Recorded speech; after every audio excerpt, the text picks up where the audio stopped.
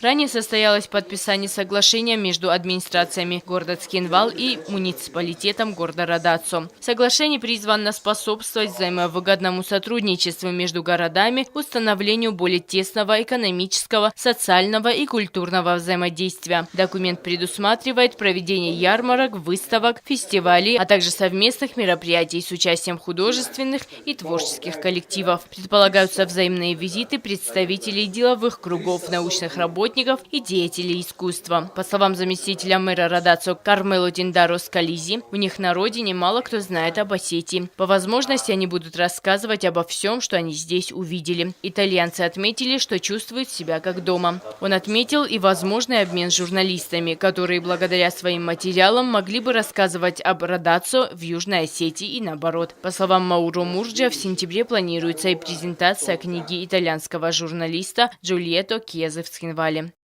Елена Газаева, Азиз Багаев. Информационный выпуск сегодня.